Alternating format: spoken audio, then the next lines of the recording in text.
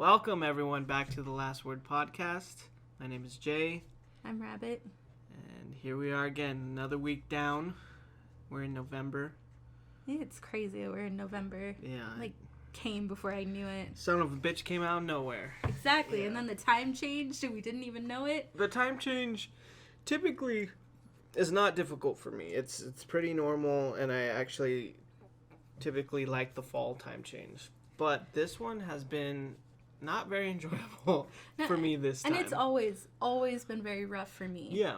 Yeah, for you, definitely. And I never experienced that, but this time it has been. I think today, we're almost a week in, and today is the first day where I was like, oh, this is better. But these past few days have been harder than they ever have with the time change before. Mm-hmm. Which I kind of hate that the time changes. At this point, we probably don't need it. If it's going to stay, maybe it should just stay like it is now and just stay, you know what I mean? Or stay the hour ahead and just stay. I don't think at this point we need a time change at all. Right. There's that tweet that we saw a couple weeks ago where it was like there is no evening after 2 p.m. It's just morning, afternoon, and dark. Yeah. That's what it feels like. As soon as 3 o'clock hits. 2. It's and then it's 4:30, and it's dark, and what the hell just happened? Yeah, where did it go? And if it's cloudy that day, forget it. It's even darker, even earlier. Yep. So it's been fun. It's been fun. There's gonna be some seasonal depression. Yeah. Seasonal affective disorder, otherwise known as SAD. But it's been fine, and I'm glad we're in November. But it's also going by so quickly. Yeah, we're already in the first week. Yeah. And just keep going. Halloween was good. It was. I enjoyed it. So we went to Silver City over the weekend. Yeah, Silver City, for those who don't know, although by now you probably should, that's my hometown. And we just went Halloween Day, and we stayed for a few days, and we visited, and it was nice. It was a pretty chill Halloween itself. Hung out with our awesome friend Taco, carved some pumpkins, just hung out, just enjoyed it. Watched Trick or Treat and then Halloween Town one last time before it was over. Yep. And Taco couldn't stop talking about how much he hated the little brother in Halloween Town. Dylan's he's a loser. No. What were you gonna say though? Nothing. He's a freaking nerd, man. He's so nerdy in that movie. You can't analyze, a child's movie. I mean, you could, but it's what's the point? You know what I mean? It's all pretty that would be mean. Basic, and it would be pointless and just crass to do so. But it's funny when you do look at it from certain point of views as far as the movie goes. But it's a classic movie, and it's silly, and it's wholesome, and that's why it's good. Don't watch it for, any type of artistic value, I guess. Although, I will say, the set direction, or the set decoration, is amazing in that small little direct-to-TV movie. It's so good. The details they put in the background, and everyone's, everywhere seems like, oh, this is Halloween. Yeah, and this the is costumes, Halloween Town. the buildings, the people, everything. Yeah. So, I'll give it credit for that. But I love the movie either way. Yeah. Taco enjoyed it. And yes, and we enjoyed it with him. And Silver City in general was good. The friends we got to see, we had a good time with. And we try to go every 3 to maybe the most 6 months. But usually every 3 to 4 months, we end up going back down. Yeah, I mean, the bigger points that we go are usually once in the summer. Mm-hmm. Both Thanksgiving, mostly Christmas. Yeah. Thanksgiving sometimes alternates. Sometimes his parents come here. Sometimes we go down there. Right. And then, just random points during the year. So we try. My birthday. Yep, your birthday. So and it's at the end of December, so it's right around New Year's and stuff anyway. So it kind of works out. Yeah. So we just stay for all of that, and so we try to go down there at least 5 times out of the year. Yeah. I mean, to see friends, see family. see my grandmother, my grandma, Luisa. Mm-hmm. She, has it been a year yet? Yeah, I mean, I want to say maybe even like a year and a half. Maybe two, because... I don't think two, but... I think it's been two because, you know what? All of this stuff with your grandma hadn't happened before I met Kenneth. Oh. So it might have just been, that's why I say maybe a year and a half, because I think it happened just a little bit before we met him. Right. And as far as what happened, for everyone who doesn't know, my grandma is at this point in mid stages of dementia. Yeah, what constitutes late stages? It's more serious, I guess. It's just more severe? Just because she's still... the severity of... Because, she still has, recollection of who you are, who your parents are, who, your dad is. And she still remembers stuff. It's just, it's becoming a lot, considerably slower. Yeah. And I think every year, every so often, it'll become more distant. Yeah, it's a degenerative disease. I mean, it's just going to it'll keep getting worse. There's things you can do to slow it, but it'll eventually just keep getting worse. And that's just how it is. When it all first started, and no one really knew, I guess, the severity of it as far as how she was living.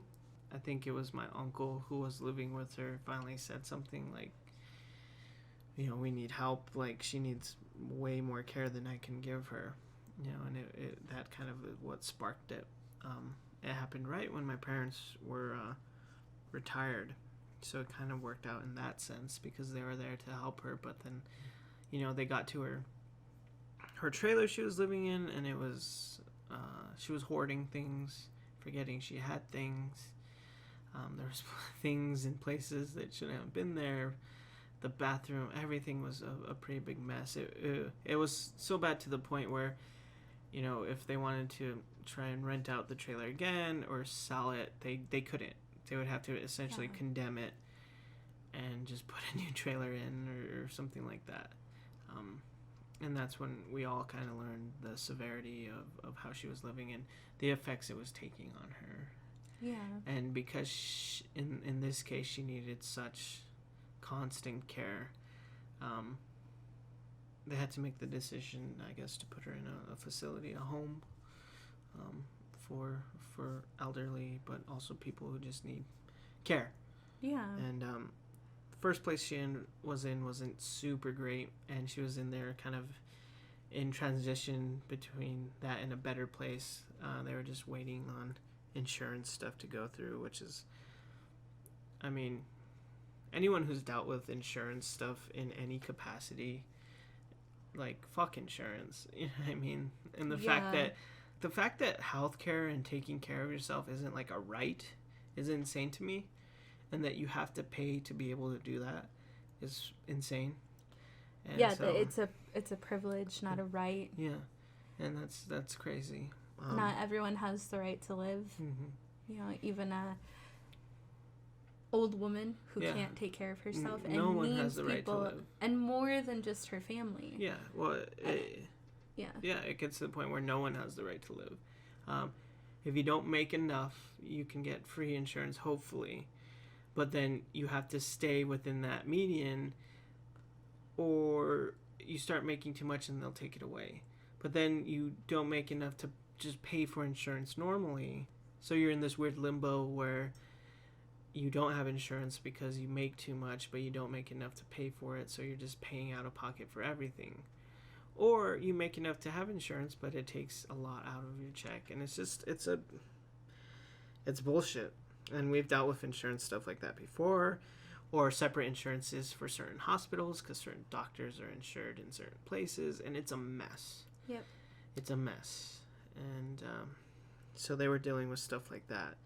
But eventually she got into the better facility, and that's where she is now, and that's where she's been. And it was hard at first because she remembered her home, and she knew she wasn't there, and stuff like that. But eventually she didn't remember, and that's kind of where she's always been in her head. my parents go every other day to see her. My uncle goes also every other day. And even more so, that's why we try to go down more now, because I try to see her every chance. We go to visit. I try to see her. Yeah, and for those of you who don't know, it takes me like 2 hours to get ready whenever we go somewhere. Yeah. So I have to plan that out. But if I'm not up and ready in the morning, I mean, when your parents, when they make plans to do something, they're doing it, and your dad's always the one that tries to rush everyone out of the house, even if everyone's already ready. So if I'm not ready in time, if I'm not up and at it, like, I encourage you to go with them, with or without me, because, it's like, you never know if this is going to be the last time that you see her or not. Yeah. It's like, so every 3 months when we go, or 3 to 4 months when we head down there, I push you and encourage you to go see her, like, regardless of what I'm doing, because, you never know. Yeah. You never know when that last time is going to be, and she's not in the late stages, but you'd never know with this, of what's going to happen, or what she's going to be like in a few months, what she's going to be like in a few years. We don't know. Yeah. So it's like, I always try to get up, especially like when we call and tell your parents before that, hey, like, we're going to come down. We always try to, like, get that information before so I can be up and ready in time. So I try to go see her as much. Like, as many times as possible. But I tell you every single time, go without me if you have to. Yeah. And so, in some sense, it's more important to me anyway, like, I should go anyway. Yeah. Like, I don't know her as well, but she's always been so nice to me. Yeah. Like, she's always been so kind, and yeah. I don't know her as well, but yeah. So I go and see her as much as I can. It was really hard at first. It was honestly something I didn't want to do. Because, anyone who's been in that situation or has thought of it, like, it's hard to see people you love in that state and in a place like that. And you go in and it has that smell, like that hospital smell. And, it has that feeling. It's super abrasive at first. It's a place you don't want to be. But I can't let my fears or insecurities or whatever it is be stronger than how decent it is and how good it is to see her. Because what really matters is when I see her, and she cries every time she sees me, which is hard also, but she's so happy to see me. Well, she's funny too. Yeah, she's a funny little old woman. Yeah, she cracks jokes. She's never cracked jokes the whole time I've known her until now, and she's funny. But yeah, and that's what matters. You know what I mean? So anyone out there who's struggling with something like that, go see them, talk to them, call them, whatever it is, because that is so much more important than whatever your insecurity is about. Oh, I can't see them like that, or blah blah blah. It's too hard. Like, fuck you. They're the ones living it. They're the ones living it, assholes, so call them. Well, and you know what? Like, it's going to be you someday. Yeah. And that's a whole other thing, Right? So, like, talk about, like... Go see them, talk to them, call them, whatever you do. Don't be an asshole. So I see her, and it's good. It's good. You can tell that it's getting worse, And eventually it'll get as bad as it can, and that's always hard. And it makes you think about, what's it going to be like when she's gone. And that's hard, too, because she was a huge part of my life. Huge. She, in a lot of ways, for a good portion, like, raised me. She was there for a lot of important parts of my life. Because at some point, once I got old enough, my parents went back to work, and I had no one watching me. I wasn't old enough to go to school or anything like that. So she watched me. Yeah, she you took and care your of me. brother. Both of us, but eventually he was in school. So I was just by myself. And it was just you and your grandma. Yeah, and she took care of me a lot of those pivotal days, as a kid, like a child. Yeah. She took care of me. So we had good times, really good times. And so that's pretty important to me. And I don't know what it's going to be like when she's gone. You know, it's going to make me think a lot. It's going to suck. It's going to suck, and it's going to make me think a lot about myself, because I even think about it now, like, genetically, I mean, am I going to lose my mind someday?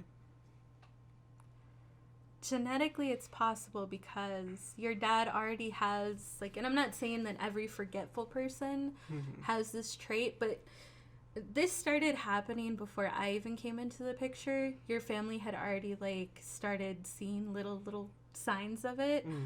And, I mean, you and I now, at the end of this month, will be together for 10 years, so this is already going on for a few more years before, like, you and I met in person and completely started dating. And your dad, you know, the older he gets, he is very forgetful, you know, and a lot of people are forgetful. Like, I don't even, you know, remember every date that's important to us, you know, now. But it's really subtle, and maybe it's just, again, that's just who your dad is. But he already has a little bit of that, you know, now, but where he's really forgetting things, you know. And so I don't know if that means, you know, because I don't know what the trait, how the gene is passed down for people who have dementia and who gets it later on. But yeah, I mean, it's possible. Yeah. I mean, at this point, as far as my dad goes, I don't think so. No, has your dad always been a really forgetful person? Yeah, I mean, like, even when he's you guys forgotten me at football games and basketball games when I was a child. Talk about this. Like, I love hearing about this. No, I mean, like, so yeah, he's always been a forgetful person. Like, my dad was a principal in high school for a long time, especially when I was younger, like 6 through 10, you know, 5 through 10, pretty much my whole childhood, at least to that point. And I would always go to basketball games with him to watch or to play with other kids, because a lot of the teachers had kids my age, and I knew them all because my dad was the principal. So if he would just forget me, I don't know how else.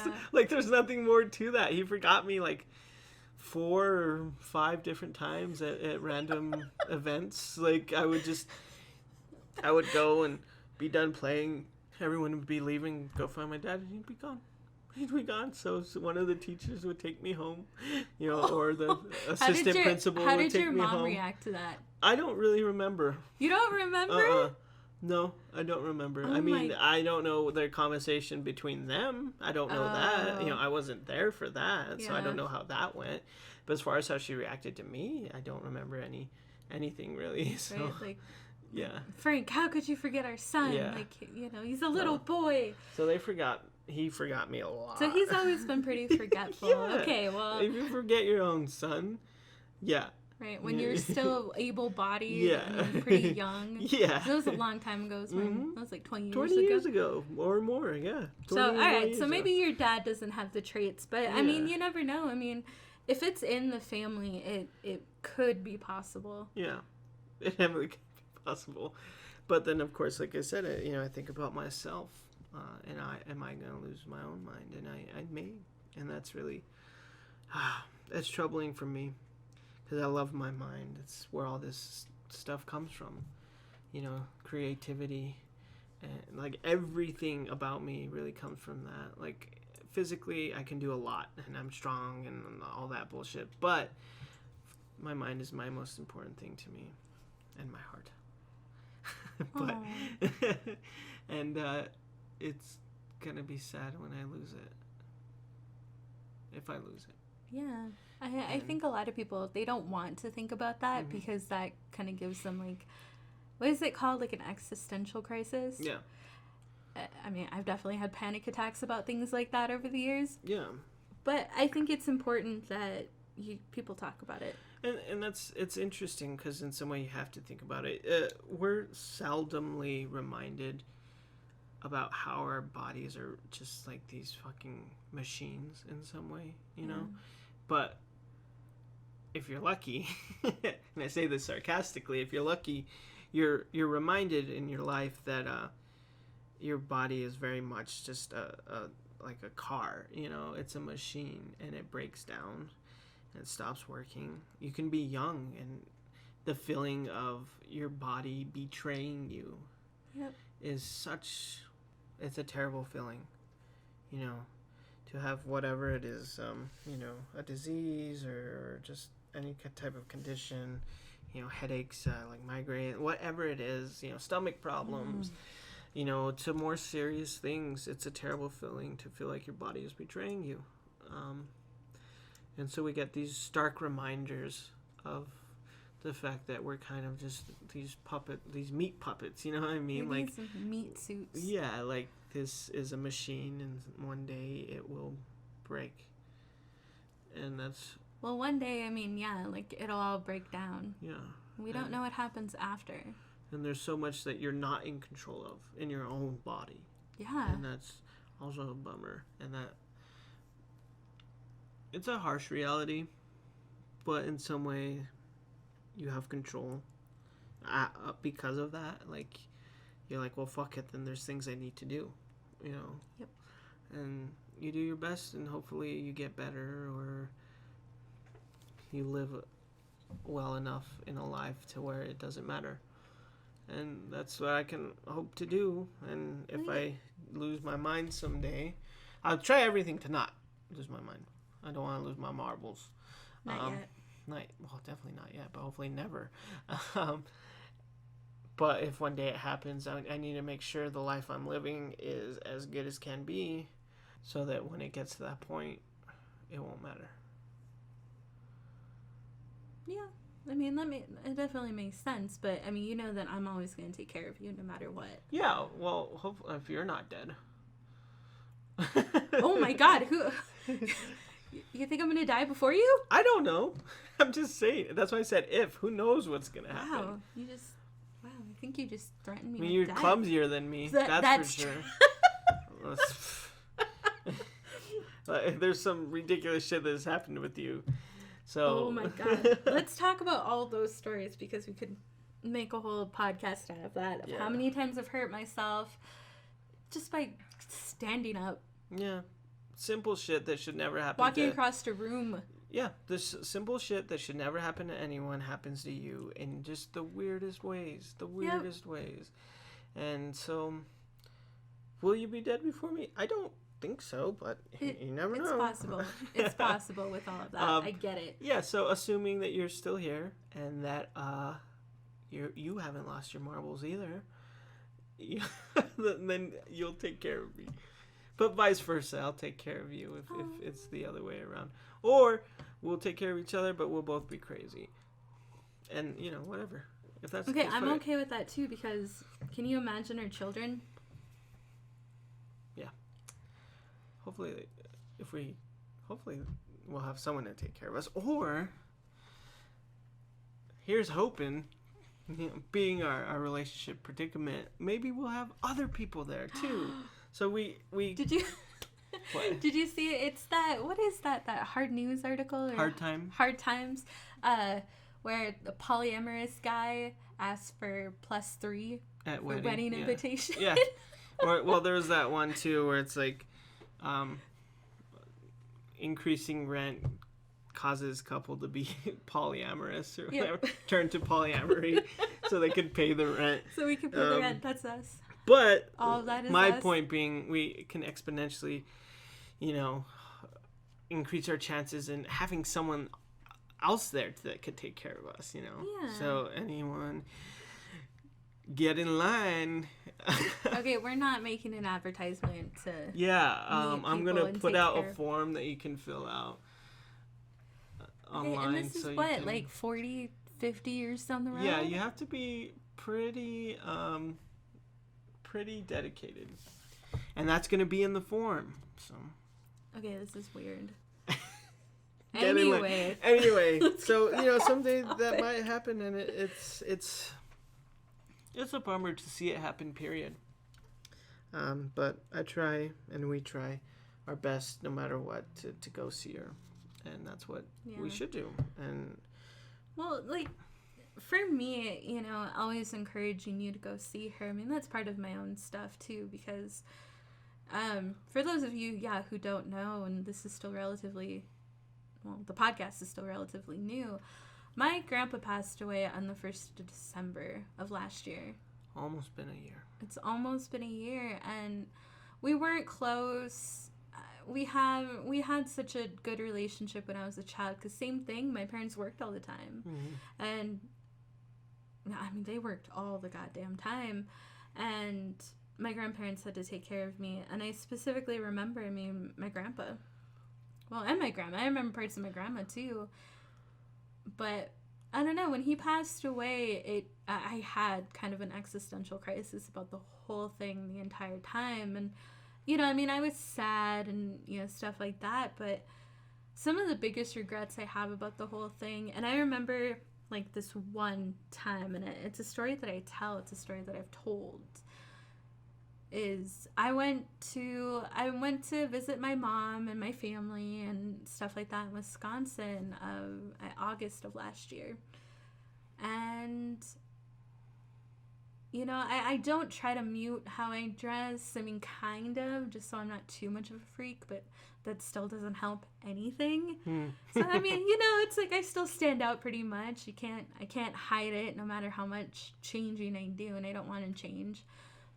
So I have this, you know, really big collar that has a big silver ring on the front. It's thick and leather and black, and you know, I walk into my grandparents' house because we were going to pick up my brother's kids and bring them back, you know, to my mom's house where I was going to be staying. I walk into their house, my grandparents' house, and the first thing my grandpa says, again, I haven't seen him for like a year or two, you know, he looks at me, he starts kind of laughing. He's like, "Rachel, why are you wearing a dog collar?"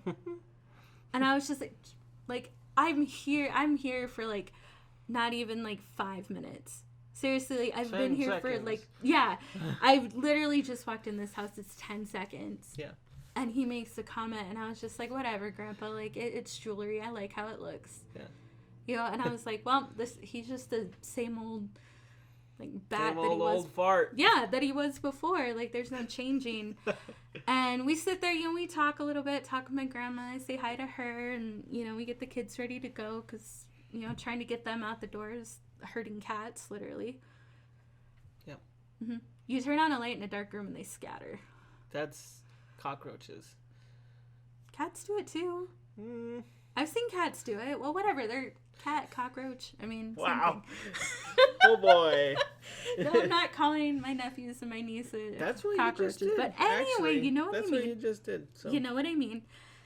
And so my grandpa, he built a separate addition onto their house because he's weird like that, and he doesn't like my grandma. So he has...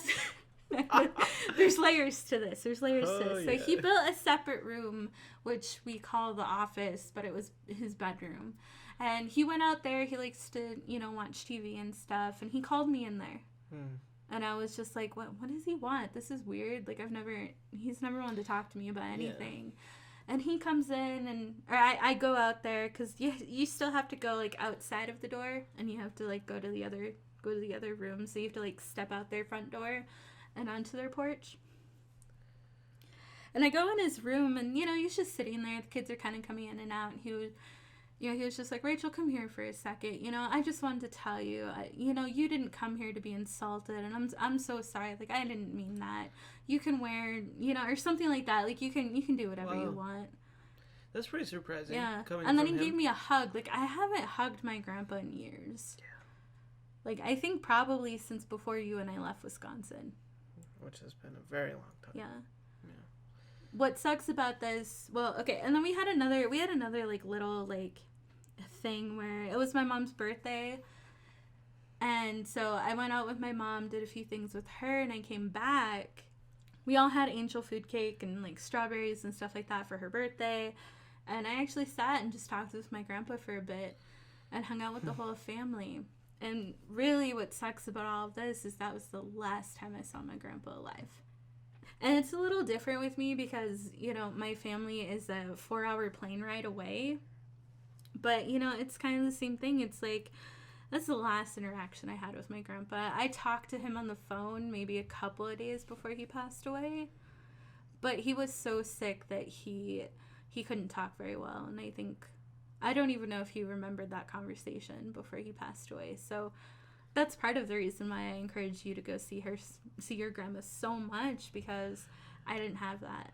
Yeah, I mean, you being almost 2,000 miles away versus me being 2 hours away, 200 miles, whatever the fuck, however long it is, it's like, there's no excuse. And there's really no excuse anyway. There's phones. They exist. Yeah. You can call. Well, if you can't see, you can call. I mean, you can try your best, is what. Yeah. My point is because they don't have phones. They don't use that. They didn't use them. Not all grandmas and grandpas, but the point is that you can do that and you can try. But that's why I encourage you to do it. That's why I encourage anyone to do it, just because that's the last 2 memories that I have. Yeah. And there's a lot of other stuff with that I've had to deal with last year, but yeah, that's why I push you so much. I'm sure we'll talk more about it when it gets closer in December. Yeah. It's almost a year now, and I'm grateful for you doing that because you understand, and it's not easy, but it's going back home that's a big reason why. And then of course we see my parents, spend time with them. Little bit this time. We try to kind of alternate, like every other month, well, not every other month, but every other visit of who we spend time with, and depend on who's in town, who's not in town. Sometimes we do spend we usually spend 2 days there? Depending. So sometimes you spend the whole 2 days with your parents. Sometimes we do. Or just while we're there, we balance it out. Spend half of the day with them, half of the day with friends. But we get to see them and spend a decent amount of time with them, which was nice. Yeah. I'm grateful for that. Well, your parents are all old. They don't do anything. They're retired. They got nothing to do. They don't want to do anything. They got nothing to do, and then they love Chief, so... And he loves them, and loves being there, so he can look out the window and bark at the deer and all the quail that are just out there. Just out in the wilderness. That's one thing that happened. What the fuck? Okay. A fucking deer ate my jack-o'-lantern that I hand-carved myself. It was Jack Skellington. We put it out. It looks great. It was cool to do it. Wake up the next morning, look outside, and the deer is eating it. Oh, he's eating the fuck out of it. Yeah, he's going to. He ate the enjoying face. It. He ate the face off of it. That was funny. We spent like more than an hour carving pumpkins. Taco even sat with us for a little bit while we finished them. And he ate them. Son of a bitch. That was fun. And we got to see friends, which was good. Yeah. You want to talk about our friends? Who are our friends? Oh boy. No. We can talk about it a little bit. I mean, for me, the friends we got to see, we got a chance to see, it was great. Always want to see more, but sometimes it works out, sometimes it doesn't. But for me, what's big for me is there's always these moments where I can just sit and see it and feel it and enjoy it. Like we're all sitting and eating, and everyone's going. There's so much happening at once, and I just sit back and I just soak it in, and it's a good feeling. It's nice. Or we're all watching a movie together, or we're all just talking together, or like this time we're climbing a mountain together. We'll get to that. Do you remember when Dayton shined the light on Taco and it scared the shit out of me? Yeah, that was one of those moments where I was just sitting there just kind of like, there's so much happening, because something was going on to my left with Dayton and Taco. Something was going on in front of me with Maribel and Javi, and then you were over here on my right, and I was just in the middle of it. And then, he shined that light, and it scared you. You were like a rabbit when it gets, in headlights or something. It was like a jackrabbit. And, Rachel, as a person, I don't know, like, I was ready to, like, duck under the table, like a cop or something, like, shining their lights at me. I don't understand.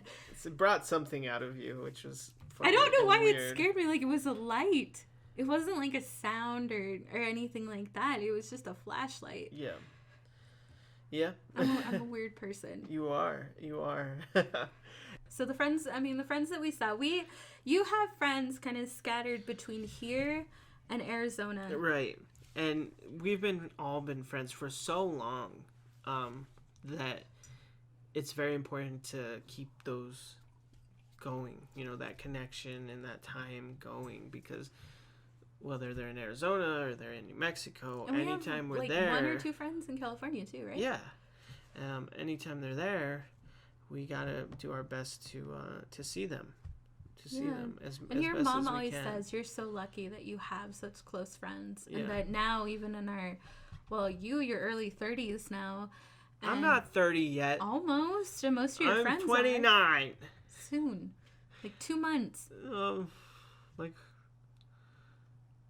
month and a half, 2 months. Yeah. Pretty soon. Oh my god. I'm not 30 yet. Get it soon. right. Soon, very soon. Late 20s, fine. Yeah, I'm still in my late 20s. I'm in my late 20s. But your mom says that you're always so lucky, and that we should continue to do that as much as possible, because I agree. The older we get. Completely agree. Yeah. And some of your friends are dads now, too, and have families, are married, too. Mm-hmm. Alex, our good friend, father. Also, he's such a dad. Scolding us for wanting candy. Telling us to get an apple. Get an apple. Get something good for you. So, we've all changed a lot and gone through a lot, but we're still keeping those bonds strong, and that's what you should do. Mm-hmm. That's what you should do. I feel like I'm getting to know your friends a lot better. Yeah. Especially, I'd say, like, the last year, 2 years, we've gotten a lot closer. I think that has a lot to do with the things that, I'm doing better and that I'm trying to work on. Me being as close to anxiety-free as I think will ever be possible also really helps. Yeah. I'm doing a lot more. Yeah. Talking a lot more. Yeah. Taco and I are besties. I don't know if he would agree, but I care about him. He's cool. Yeah, I care about all of them. those we get to see and those we don't get a chance, close or far, I care about all of them. One of these days we'll go to Phoenix. Yeah. And we'll see those friends. I was even thinking, even next time we go down to Silver, we gotta take the mic and take our little setup here and make some time and record something. That would be cool. Yeah, that would be awesome, but trying to figure out how it'll all work, because your friends making are it all so work weird. at a specific time and making the time for that. Talking about herding cats. That's very close, but we'll make it work. Whoever. Well, I was even talking technically speaking, because your friends are so weird and unstructured, but maybe that would just be the episode. Yeah, we probably couldn't edit it because there'd be too many edits. Yeah. So we're just like, fuck it, this is it. Unedited. This is the episode. Here it is. But whoever we were able to record with, or like together or not, whatever, it would be cool. I'm down with that. I think that would be really cool. Now that I can appreciate that more, and I don't have so much anxiety, I can appreciate like their humor. I can joke with them. I can enjoy the things that they do, that we do, and we can kind of encourage each other. Yeah. Like, Javi was so happy to like show us their house. Yeah. And like wanted us to come just a little bit early so like we could see it before like the sun went down. Yeah, see the whole thing, the yard, everything. Yeah. And their plans, they're so happy talking about their plans, and like we love that. We love that they like what they accomplished. They want to see us accomplish things. Taco was saying dating was so happy that we have a podcast. He was telling everybody. Which is awesome. It means the world to me. Mm-hmm. Me too. All of that does. Yeah, and to kind of see how the friendship evolves as we get older. I mean, we're cheering them on, they're cheering us on, and the support and the love is amazing. And they make us even do things that we normally wouldn't do. We get out of our comfort zone a lot. They make us do crazy things. Yeah. I mean, in particular, specifically, this last time, like I said, we climbed a mountain. We climbed some giant rocks. Yeah, and we're at the top of a mountain. It was amazing. Yeah, I mean, okay. First of all, it was fucking crazy, because we kind of asked him if it was a hike, and Javi said it wasn't. But it kind of wasn't really. No, it wasn't a far walk, but the climbing was climbing, which they did not tell us. And well, we didn't have to do. But, no, we didn't. But the best view was get on top of this fucking rock, climb. You know. Okay, so climb. So we got there. They had went out to eat with their grandparents. Mm-hmm. We had eaten, and we had just met, and we were going to meet up with them and talk about what we were going to do. So we get there, and everyone's like, all right, so what are we going to do? Mm-hmm. Like, what is there to do? And they suggested, what is the place called? Called Ben Lilly. And so it's this, like, huge rock formation, and it's a little historical thing. They have a little plaque up about the person, about the guy. Was he Who like apparently a piece of was shit? an asshole. Yeah, he was a piece of shit. He was a piece of shit, yeah. And Javi was, like, telling us all about it. So they're like, oh, it's so pretty. It's so pretty when the sun's going down. Like, it's sunset. So let's go. And that's when I asked, like, is it a hike? Like, what are we going to be doing? Can I prepare for this? Right. So I slammed the rest of my energy drink, which thank God that I did. Yeah. Because that saved me. It was the only thing that saved me. And so we got into the mountains, and then there was the whole conversation about you getting... what is it called? Motion sickness. Yeah. Because you did the last time we were in the mountains. Yeah, well, I get motion sickness. And last time we were driving through the Black Range, which is a very curvy road. I got motion sickness. And so we were on a similar road going to our destination. We were now, also with Javi and Maribel, which is happened prior is when I got motion sickness. It happened. And so we're on a similar road, and was it you that brought it up, my motion sickness or whatever? Yeah. And then it like became a thing, and I was completely fine. I didn't get motion sickness. I was fine. But because you brought it up, everyone like started talking about it, and then they were worried about it, and they'd start driving slower, and I'm just like, really I'm fine. And Taco was talking about his experience. Yeah, because he got it too, and like it was this whole thing. Like he had to stop at a gas station, and he was like on the verge of throwing up, and like he felt really sick. It was great. It was great. It was funny. It was ridiculous. I was fine. And then eventually we got there. We took the little hike up. Well, it's a little gravel. Where you park was a little gravel patch. We're in the forest at this point. Yeah. In the mountains. And, so we parked. We started walking over. We had to walk over the road. Mm-hmm. Which is crazy that these places exist. Well, they do when you're out in nature. I mean... I guess I'm not in nature very often. Although I love nature. It's... not that strange when you live in the middle of it. You know what I mean? Yeah. Well, it's kind of like in Wisconsin where, I mean, when I was a kid growing up, taking a walk in the woods was a thing. Mm-hmm. Yeah. You know, which I love going down. We have a little, like, creek, you know, all that kind of stuff. We used to go down to the river. Yeah, just go out into the middle of the forest, look at really big trees. Mm-hmm. So we took the hike. The little hike. It's a little walk, and then there's some stairs. Yeah, it's weird. It can be treacherous, I suppose, if you're not careful. Well, everyone was reminding me every 10 seconds. Yeah, because Rachel, be careful. It's really slippery here. Everyone knows you're clumsy, which I already mentioned. Everyone knows you're clumsy, and they know stuff happens to you. So they were all telling you where to step and be careful right here and do this and do that. Like, oh, Rachel, don't do that. Like, don't walk there. But when we finally got up to the point, just in that little spot alone was pretty amazing. It was beautiful. Yeah. It was beautiful to kind of come around that one big one where the plaque was, and then to walk around it and then look out, like look forward and then see that view. Mm-hmm. And then these guys decide to just like start like walking, jumping down, climbing on other big rocks and going further. Yeah. And I'm just like staying there like, what? Like, what are we doing? Yeah. Like, why don't you guys just stay here? You're telling me to be careful. Yeah. And eventually they got to the point where what the best view was at the very top on the biggest rock. And you physically had to climb the rocks to get to the very top. And, you know, Javi and Maribel did it. They've done it before. They can do it. And I was questioning whether or not I could or if I wanted to. Mm-hmm.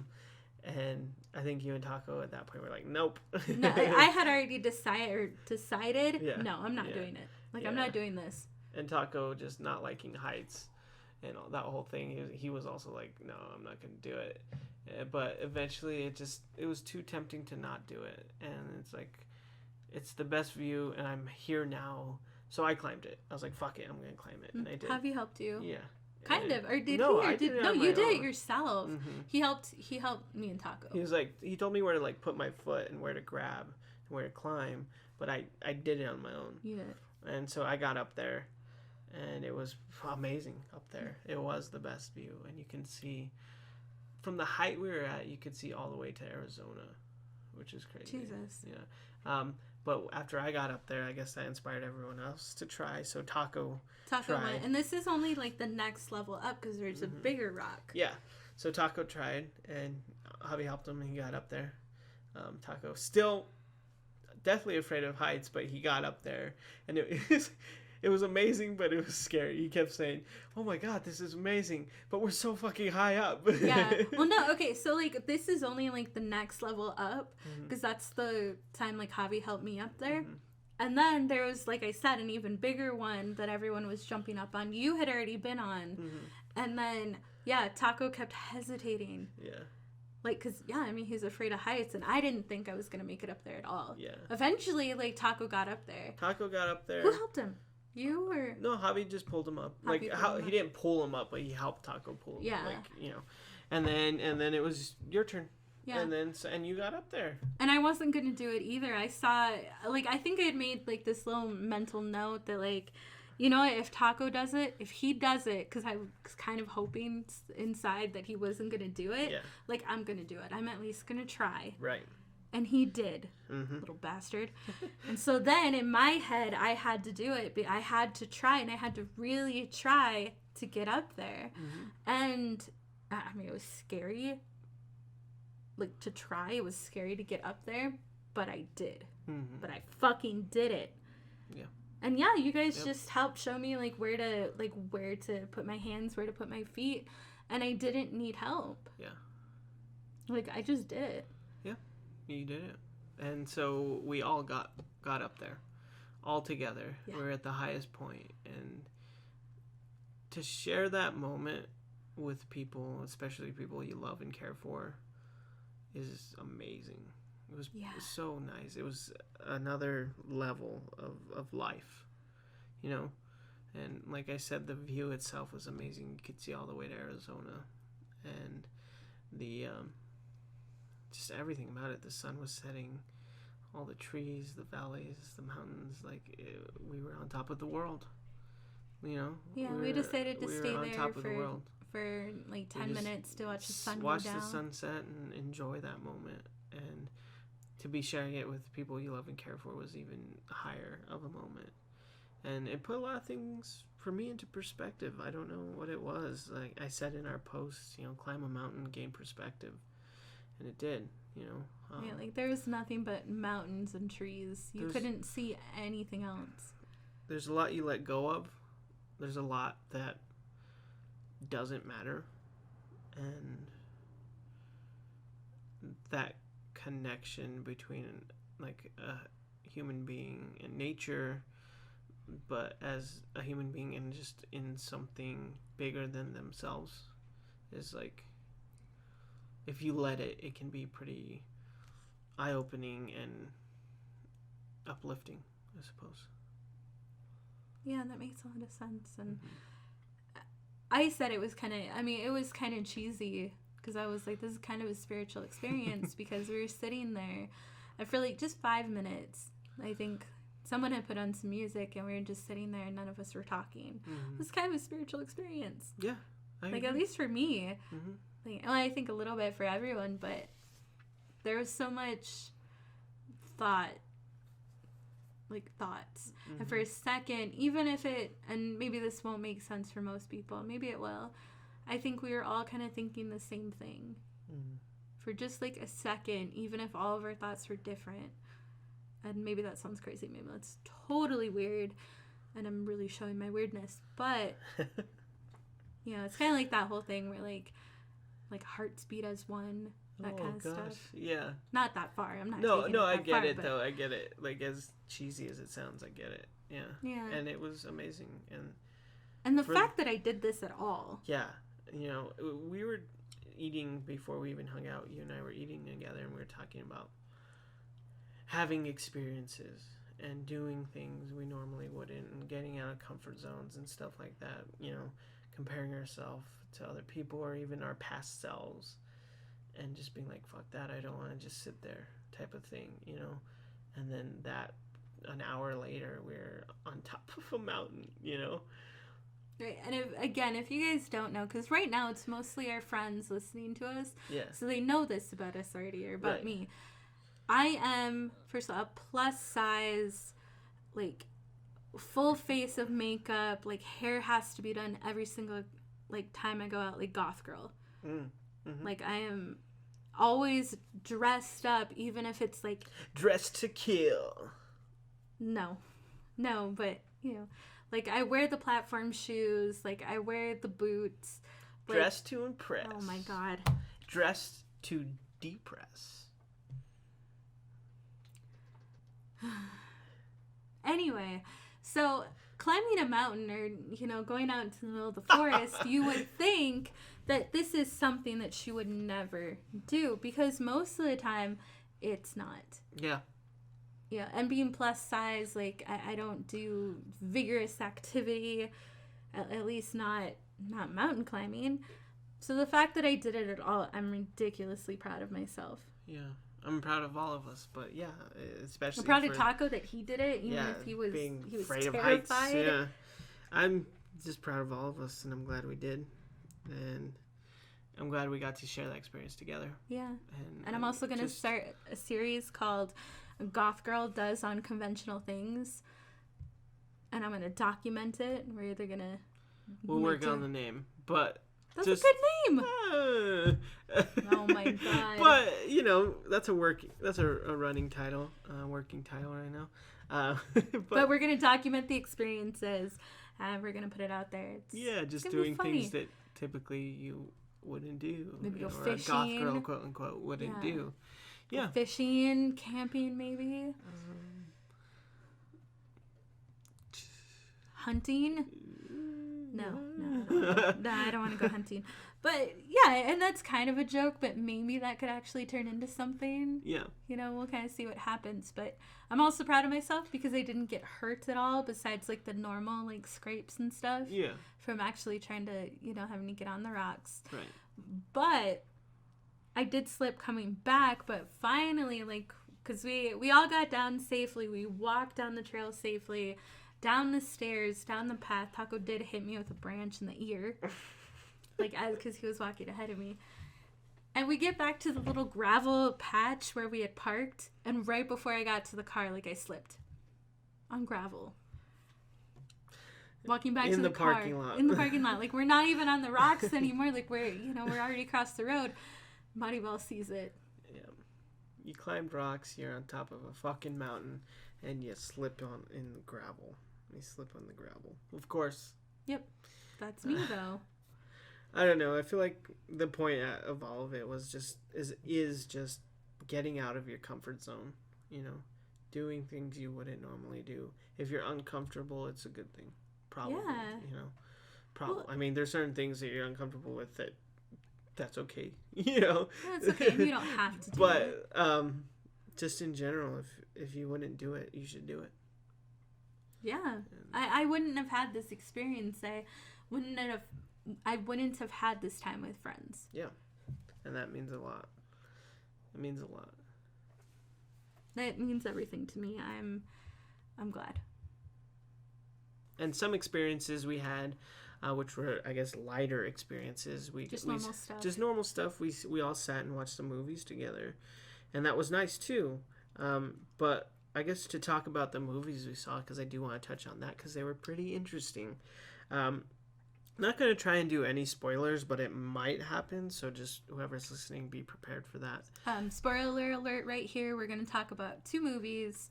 Mid-90s. Is it the mid-90s? No, it's mid-90s. Just mid-90s and Midsommar. Ooh. Oh, what the fuck? It's all connected. Taco was right. So the first movie we saw is called Mid-90s. It was directed and I think maybe even written by Jonah Hill. For those really who don't know, it's like famous for like Superbad and like stuff like that. But it was an interesting movie. for a lot of reasons. I feel like in the sense that it was for me, traditionally story wise, there wasn't like beginning, middle, end. It was just like a weird like hour and a half, 2 hour glimpse into a moment in life. Yeah, just like a week. Yeah. Or longer, but it was just this moment in life where we just saw, fly on the wall, like just watching it all unfold. And it follows the main character's name is Stevie, and he's, I don't know, just trying to learn who he is in his adolescence, and he gravitates towards this group of kids who skateboard, and then things kind of progress from there. What I really want to talk about though is for me the subjects it touches on and the themes, I guess. Growing up a boy and an adolescent, there's a lot I related to. Oh yeah. I mean, the way Taco explained it to me is like it's basically us if we grew up in the 90s, like mid 90s, because we grew up in the 90s but we were young. And for a lot of that, it was pretty accurate. There's some things that wouldn't have been, but for the most part, there's a lot of things that were accurate. But a lot of the feelings were so true. Oh yeah. I think boy or girl, like growing up and like in the adolescence between like 11 and 15 or whatever, 13, like finding that sense of self and like who you are and that whole thing, and like what's cool and what's not cool, and like and the awkward stages, the super awkwardness of it all. Right, it's like how do you be cool? Yeah, what and you kind of turn. I've never once thought about what cool is. So how do I do that? You know what I mean? And like being a dork, being not a dork. Like what do you say? What do you don't say? How do you dress? What kind of shoes do you need to wear? And like all kinds of crazy shit that up until that point you don't really think about. And then all of a sudden this shit matters now. And you're trying to find yourself and where you fit in all of that, Like even the things like where he's telling his friend, he's like, I've never been in a car with my friends and without a parent before. And he's like, dude, and he's like, keep that shit to yourself, Stevie. Like, or like when his friend is he says thank you, and his friend's like, don't say that, that's gay. If you tell people thank you, that's gay. Like just that whole awkward adolescence of like fitting in and what's cool and what's not. And then him later saying thank you, and their older friend being like, that's not gay, it's just manners, that's okay to say thank you, common courtesy, it's okay to say thank you, like so then the like maturity versus immaturity and that whole thing, so that was pretty relevant, and it made a lot of sense, especially growing up like that in a lot of ways, just all that awkwardness, yeah, I mean I felt it because there were girls in the movie, but I couldn't necessarily relate to them. Yeah. Maybe a little bit, but not too much. But I know the feelings. Yeah. And I can understand the feelings, and you guys are just cracking up about it. I think every few minutes when a scene would happen and we would all just start laughing, like all of us knew exactly what that was. Like we knew how that felt. Exactly. We've been in that moment before, or we know people, like our friends have been in that moment, or we've been those people. Yeah. Exactly. And just trying to filter through and find yourself in all of it is an adventure, and he goes on an adventure in that brief moment we see. He gets deeper into hanging out with them, deeper into skateboarding, but then deeper into things that kind of revolve around that life, drinking and like drugs, experimenting with drugs and stuff like that, sexual experiences. He goes into it too. Yeah, he goes into it pretty hard, but honestly, for me, that touched on another theme that's I feel like pretty prevalent in the movie. There's this weird self-destruction and self-harm. Yeah. In the main character specifically, but in a lot of the characters, but you see it with him a lot because you're following him mostly. And just in this movie, anytime he did something wrong or something like that, he would hurt himself purposefully and pretty physically too. Choke himself with his Nintendo controller cord, rub a hairbrush on his leg over and over and over again. punch the bruises on his body, stuff like that. And eventually when he's skateboarding, trying to make a jump on a roof that he couldn't make, and just falling like stories down, head injury and bleeding, and then it goes into he started drinking, like heavily drinking, and then doing drugs heavily, and then in some way, which can be a self-destructive thing and a self-harmful thing, experimenting with sex too. Yeah. So that he goes hard into the life, but it was almost because of that self-harm and self-destructive thing, Yeah. Which I feel like, again, is something we all can relate to, if not at that age, just in general. That's how a lot of people live their lives, Yeah. And it doesn't really touch on as to why he was like that in that sense. Because, I mean, he doesn't have a great home life, but there's no, at least in the small portion we see of his life, there's no, like, abuse or anything like that. I mean, not from his mom. No, but his mom is pretty unstable. I mean, it was some weird emotional stuff and, like, mental stuff, I agree. And then maybe physical abuse from his older brother. Oh, no, that was straight up physical abuse. So maybe that's where it all came from. Well, and there's no dad either. Right. So there's a lot going on, I guess. But no direct reason why, like, oh, that's it. Like, I would like to have seen more so I could know for sure. Yeah, I would have, the movie left me wanting more. And with every scene that happened, I always wanted to see more of that. Or I wanted it to go more in depth. Yeah, I agree. And maybe that is enough as an answer as to why he was like that. Or maybe it's not. Or maybe it doesn't matter. Because that was the whole theme of it, I guess. And it's just this weird glimpse into a life, and it touched, friendship and future and life and choices you make and how they affect things and how you treat yourself. And I think the biggest thing for me in that movie was at the end, where Stevie is he's sitting in the hospital after something that happened, and all his friends are there, and the better friend in the group, Ray, I think his name was. I think so. I don't remember. The more mature, older friend, the better friend in the entire group is there. They're all there, but they're all sitting next to him, and he, like, he's just kind of there looking at him, and he tells him, it's along the lines of, like, you take harder hits than anyone I've ever seen. You don't have to do that, right? Yeah. And that, for me, kind of summed up the whole movie, where that just subtle, quick glimpse into that life and who he was as a person. And that kind of says a lot to everyone who kind of lives like that, who feels that they either have to take burdens on themselves, or who feels like they have to do those kind of things to themselves. It's like, you don't have to do that, right? Yeah. And that was it for me. That's kind of said everything for me. It was good.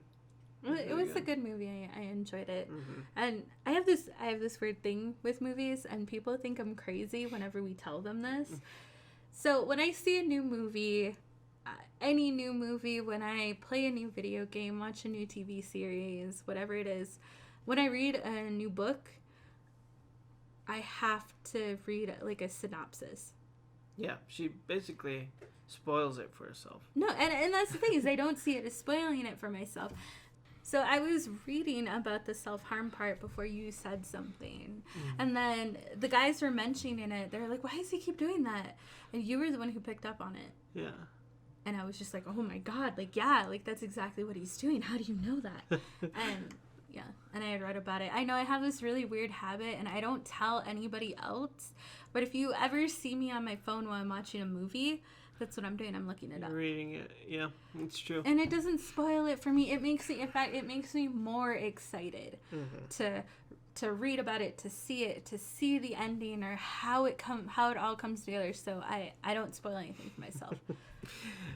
But yeah, I picked up on it without anyone saying anything else. Some people were saying, "Oh, he's doing it because he's trying to make it seem like his brother beat him up," and I was like, "I don't think that's what's happening." I picked up on it, whatever, empathetic. I just knew that that's what was going on. That there was something more happening, which is kind of the underlying theme of all of it, and the ending right there is what summed it up, which is pretty cool.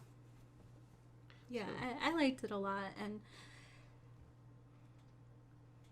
well, I mean, like, it was a good movie, but like I said, I always wanted more. I always wanted to see more. I wanted to know more about it. For me, it wasn't my favorite movie. I loved it. I thought it was great. I think the whole point of it not being beginning, middle, end, I think the whole point of it just being a glimpse into a life, not seeing more, not knowing what happens after, I think that was perfect. And so I liked it a lot. And then the other movie we saw, which was a different movie, especially compared to mid-90s, was Midsommar. So that movie was, this is way after Halloween. It's like 3 days after. A few days. Not like, way after. Way after is like a month later. 3 days is not way after Well, Halloween. Whatever. It is, because, you know that meme? It's Christmas! but it's Merry Christmas, everyone. But you're the Pumpkin King. Yeah, exactly. Not anymore. Exactly. And you know what? I swore to you. It's like, I'm not going to be that person.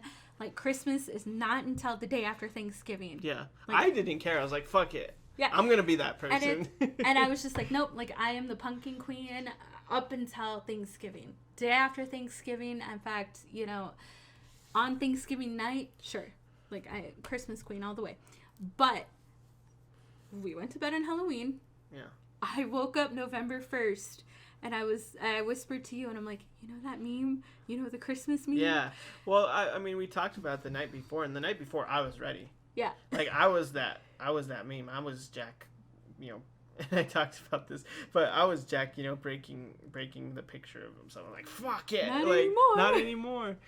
So, yeah. So, okay, it was way after Halloween, but Midsommar is an interesting movie.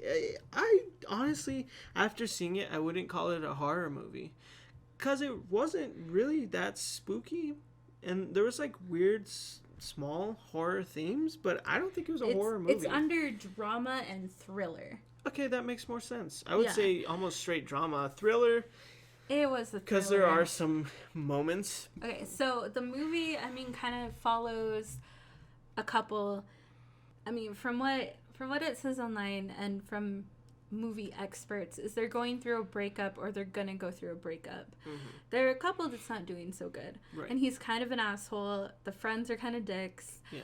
But they decide to take a trip to Sweden. Yeah.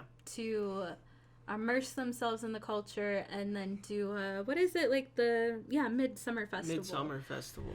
And this is where, heavy spoiler right here, it turns out that they're in the community that they go to, which is an exchange student, that's who took them there, is part of a cult. Yeah. And all this crazy shit starts happening. There's these weird rituals that they have to do to ward off evil. And, of course, all their friends. It goes off the rails. Yeah, it does. And kind of before you know it. Yeah. I remember sitting there and just kind of what happened? And then I had to do the same thing. I had to start looking it up. Because I was like, wait, this is weird. But they were just doing this, and now they're, what? But creepy fucking movie, though. I wasn't that creeped out. I was creeped out the whole time. It wasn't that creepy to me. At all. It was. I don't know. It wasn't to me. Not at all. Oh, whatever. Oh, but mid-90s was some intro perspective, Oh, well, it obviously was. And this wasn't? We're talking about creepy. Oh. What does introspective versus creepy have to do with each other? I guess. It wasn't creepy to me. It was creepy. Okay, so were you scared by anything in the movie? No. I really wasn't. I'm being so serious. For me, what makes things scary is if I could put myself there. And you couldn't put yourself in No, this? because I would have never been there. I'm not gonna go to fucking Sweden with some fucking stranger, and then, like, the moment if I somehow got that far, and I got there, and, like, how weird it was, straight from the beginning, I'd be like, oh, this is a fucking cult. I'm gonna leave. The moment I look at my cell phone, and I'm like, oh, my cell phone's not working, that's strange, like, I'm fucking leaving. You know what I mean? I wouldn't put myself in that situation. You know what I mean? Like, there's so many times where they could have been like, nah, this is fucked up. I should go. And they didn't. And they didn't. And so it wasn't scary to me because I would never be in that situation. Ever. You know what I mean? I guess so. Like, they voluntarily went and stayed and went through the horror of it. And it was up to them. You know what I mean? It's not like some movies that are similar like that, or like Green Inferno, or like Cannibal Holocaust, where it's like they're people exploring, or they're working for Greenpeace or something like that, and they get stuck in it. You know what I mean? True. Like, they voluntarily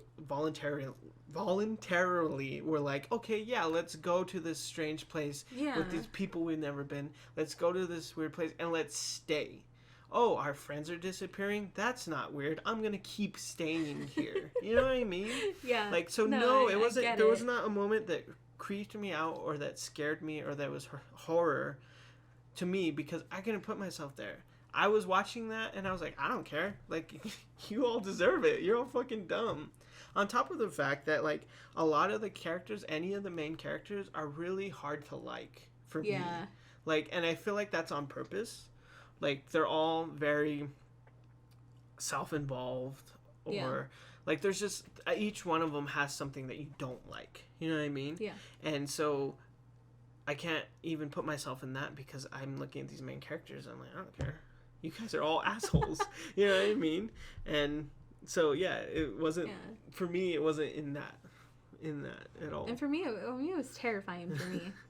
Yeah. I think the most scariest part of the movie, not even scariest, just gory, and the part that creeped me out the most is you could see when those people, like, jumped off the cliff, and you could see, like, their bodies, like, smash into the rock. Yeah. And then the guy, like, wasn't dead, and so they had to come and smash him with a hammer. Yeah. Which, okay, and then part of that, too, was also kind of weird, like, just odd. Well, there's a million odd parts in it, and, like, you know, suspenseful or whatever, like shocking visuals. Yeah. But it was never scary to me. It was just more like, ooh, that's disturbing, and then it would be over. Disturbing is a good word for it. Yeah, disturbing images, but it wasn't scary for me. But I feel like for me, I wouldn't call it a horror movie. Like, the whole point of it, like, being a breakup movie, or, like, that the kind of story revolves around that makes more sense to me. That there, again, even with this movie, there's this underlying theme that I feel like when you see it that way makes more sense. Where it's like a breakup, you know what I mean? It's people who are in a relationship that probably shouldn't have been in one but stayed, and then something happened to keep them staying, and they stayed so long they became resentful, and then they became apathetic, and, like, then it didn't matter who they affected around them or who they hurt in the relationship or outside of it. It just kept growing, and that makes a lot of sense in the movie. Yeah, I mean, right from the start, the main character is kind of freaking out. Was it some emails from her sister? Yeah. And her sister is bipolar. And, you know, she calls her boyfriend, right? To talk to him about it, and she obviously has a lot of anxiety. She has her own personal problems with, like, insecurities and things like that. Yeah, she's, like, taking an antidepressant or something, like, in the scene. Yeah, and then she calls her friend, and she has a whole conversation with her, like, I know he's my boyfriend. I know he's supposed to support me, but I feel like I'm bothering him. Yeah, she's apologizing for her own worry and her own grief, which I feel like happens a lot in relationships and stuff, which is something you should never have to do.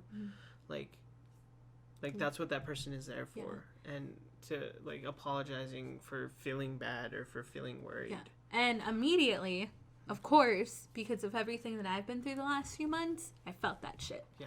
Like, right from the beginning, and even as annoying as the main character can be, throughout the whole movie, I relate to her so much. Yeah. Because I think over the last few months and even into bigger parts of my relationship with Kenneth, that was me. Yeah. I was that weird, insecure girl telling my friends, like, I feel bad that I'm ranting to him. I feel bad that I'm asking him for support and love right now, but I'm just trying to, you know, let him know how I'm feeling, telling him my thoughts. Yeah. And meanwhile, on the flip side of that, even in the movie, you know, he's there like, oh, you know, I have to be there for her. It's hard, and his friends are telling him, it's like, you should have gotten out a long time ago. Like, it's abuse. It's literally abuse. Like, what are you doing? Blah blah blah. This whole thing. You know what I mean? So if you're already in that mind state, which you kind of were because of your breakup, or if you've just been there before, you pick up on that pretty quickly. Because I also that next scene where he's with his friends and they're telling him, it's like, that's abuse. You've been trying to get out of this relationship for like 4 years. And it's like, I felt that too, because, you know, of course, like, Kenneth and I we have not spoken since that final time. Like, he has not said a word to me, and I can't imagine the kind of things that maybe his, you know, family might be saying, or his friends, that, of course, like, I haven't heard, that helped him make this decision, or forced him to make this decision to never speak to me again, you know, to block me on everything and never talk to me again. Right. So, like, I felt that too, because I'm sure that there might be people that are doing those things, that are saying those things to him. So, again, like, I felt all of that.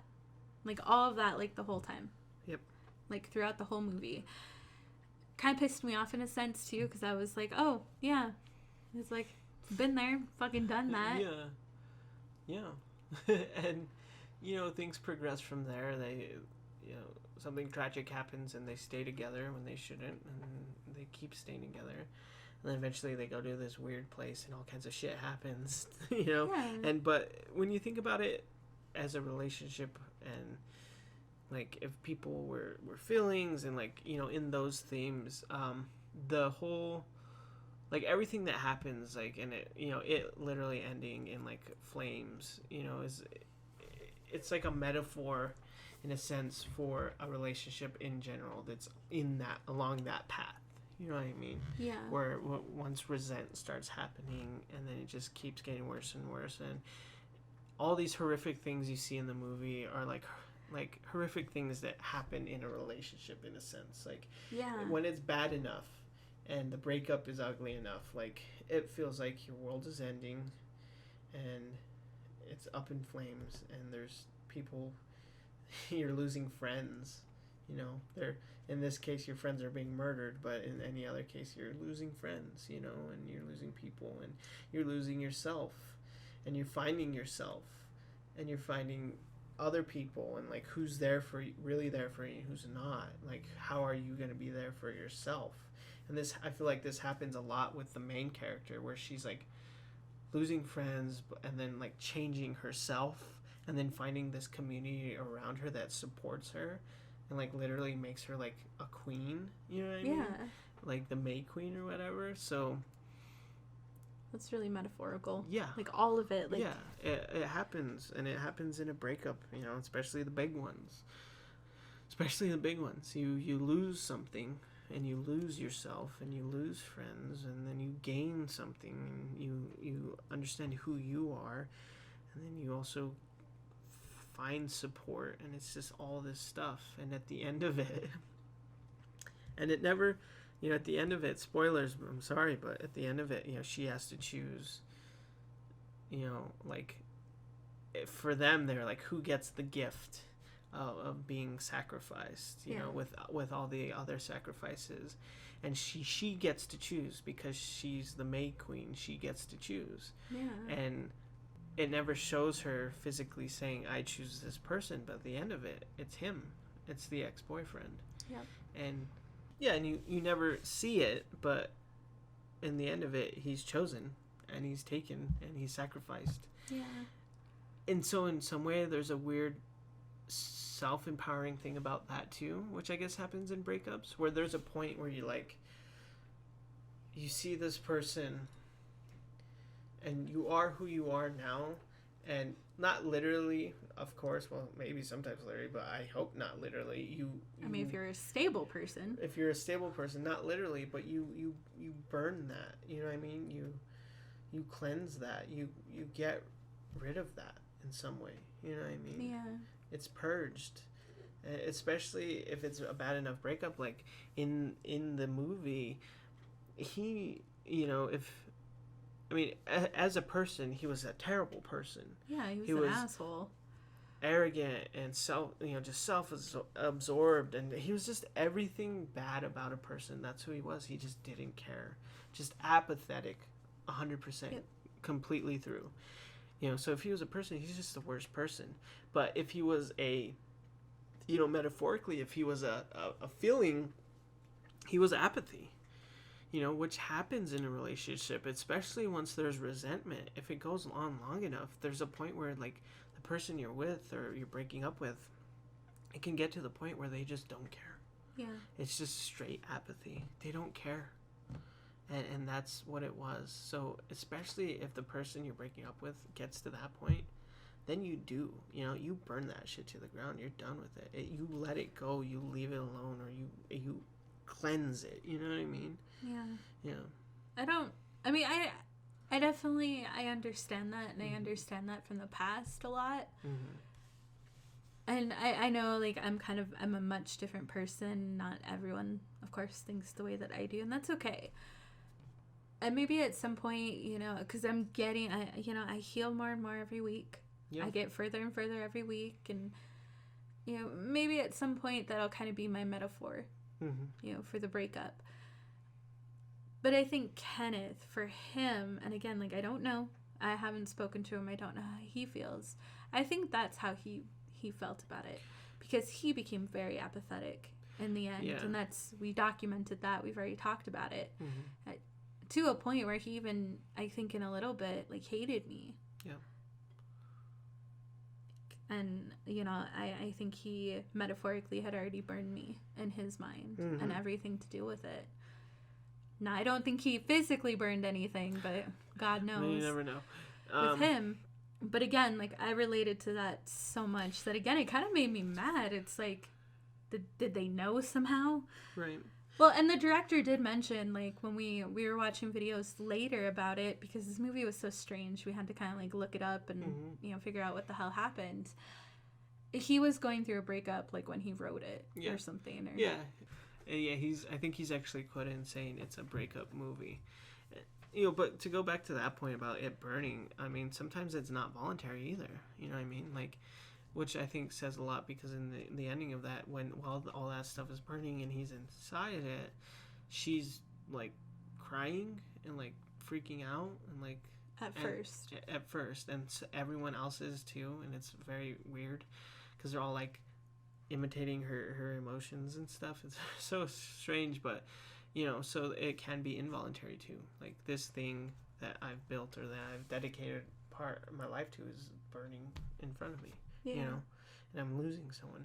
But at the end of it, she has this, like, weird little smile. Yeah. Which is also interesting. Yeah, and I got that part too, and I don't know, like I said, maybe later on, as much time goes by, maybe I'll feel like that too, and I'll actually be able to feel like it. I'll be able to express that. Mm-hmm. We'll see. But I definitely see it being a breakup movie, and I related to just about everything in the movie, and I got a lot of it. Mm-hmm. I understood most of it. And it kind of sucks because it was so perfect, and I wish... Yeah, just the timing of us watching it was really strange. And it's weird how life works out that way sometimes. Yeah, we'll throw things in there for you. Yeah, and you're just like, what the fuck is this? Like, where it's like, I don't know if this is coincidence type of thing. You know what I mean? Yeah. Or if it is, it's a hell of a coincidence. So the timing of us watching it was interesting. Yeah. Yeah. Well, I mean, I'm 4 months out of this breakup now. And again, some days are harder than others. Some days are really struggles. And, I break the little boundaries that I've set for myself. and I get really low. Other days, are perfectly fine, and I'm able to get through it all and, have a really bright future. Yep. And I'm having a lot more good days now than I am bad days. But it still happens every once in a while. Yeah. But seeing that movie and realizing how much I could relate to it, and it kind of made me feel better too. Yeah. And it was a good metaphor for everything. And I hope that someday, like, I am able to kind of, like, metaphorically burn that. Like, burn those things in my mind. Right? Sacrifice it. Yeah. Or, actually burn it down. If anyone wants to go to Georgia with us and burn down Kenneth's trailer. I do not volunteer for with this all at of his all. family and said, no, I'm I just want kidding. it to be known that was a joke. She is not serious. Or am I? No, she is not. Or at the very... No, fuck it. I want it to be known that I do not... I am not serious about it, and I do not endorse this. It's her. And I'm separating myself. Are you selling me out right now? Yes. I'm going to burn you. I'm selling you out right now. I'm completely separate from this. I do not endorse this. You're not ride or die? Not for that. Really? Yeah. If I killed someone, you wouldn't... Not for that. I mean, do something cooler or better. Like what? I don't know. Maybe I'm just not ride or die because, like, in this case... He's not worth it? Yeah. Yeah. That's how I feel. It's like, I'm not going to throw my whole life away for that. You know what I mean? Thanks, babe. You can, but I still got shit to do, and someone's got to keep this podcast going. I could keep it going from Someone's got to take care of the dog. That's true. Yeah. All right. So he's my reason for living. But I could also run a podcast from prison. Well, you can do it from prison, and I'll do it from home. All right. So have fun. This is Rabbit Behind Bars. We'll do it in the visitors section. Like, sorry if Rabbit's hard to hear right now. She's behind glass. But I just want everyone to know she is here. What we'll do is she'll knock twice with something she agrees on. Knock once if she doesn't agree. And that's the Last Word Podcast Behind Bars. Edition. For 30 years. For 30 years, depending on her behavior. See, and I don't want to do that. No, and I don't want to. And that's the thing, as messed up as I have felt, I've never wished harm on Kenneth, his family. In fact, I hope he's doing okay. Yeah. I hope him and his family are making it all work because they always have. And I would like to hope that he kind of feels the same. That I'm making it work, that I'm living my life. You never want... I feel like the whole movie is a metaphor for a bad breakup. You know what I mean? And for things to just end tragically. And I think that's pretty obvious from the movie. Yeah. Like, you never want that in a breakup. And that's not to say that's all breakups. You know what I mean? I would say it's a good part of it because usually it just... because mine was tragic. Right. That's just how it happens. But it's not... indicative of every time or everything. It's the worst of the worst, but it still holds a lot of meaning. I think so. As kind of like, because there were some parts of the movie that were kind of silly. Yeah. Like, and they kind of like made us all like, what? Like what? And Taco kept making jokes the entire time, which was appropriate because there's plenty of times to joke. And that's what I love about him is and then because some he jokes makes he commentary became true. Like, he was he joked about it, and then it would go on, and then it happened. You're like, what the fuck? How did you call that? Yeah, how did you know that? Maybe Taco looked it up before, and he was just No, he's just that genius. You sure about that? Yes. He's pretty smart, though. What is he doing in college? He's, literature? He's doing his best. That's what he's doing. Right? He is doing his best. He's working really hard, but, no, it made sense to me because, I had a really bad breakup. Yeah. No matter which way I try to spin it on the podcast, and you guys have literally heard it at this point, and you've heard almost every detail. I had a pretty tragic fucking breakup. Like, it broke my heart in every sense of the word. And to see this movie and to relate to so much of it and to, be able to pick out all of these things and really fucking understand that maybe this is the kind of movie that I would have written. Yeah, that makes a lot of sense, and I agree. And I was grateful to have seen it. I wouldn't recommend it movie in general as like a horror movie. If someone wants to see something scary, don't watch that movie. If you want to see something weird and something that you'd have to think about, watch it. But if you don't want that, then don't. I don't know if we'll watch it again. I wouldn't watch it again. Yeah, I don't know if I I think would once either. was okay with me. It's kind of one of those movies. Yeah. Now, if someone wants to ever watch it again, like, I might not be opposed to it. Right. But if there's other options, then I might. Like, as a group, I'd probably watch it with someone if they wanted to see it. Yeah. But on my own, I don't think I'd go out of my way to watch it. You know what I mean? And that makes sense. All in all, though, it was a good week, and it was a good break, and it was a good visit, and there was a lot of experiences in them, you know? A lot. And everything we did.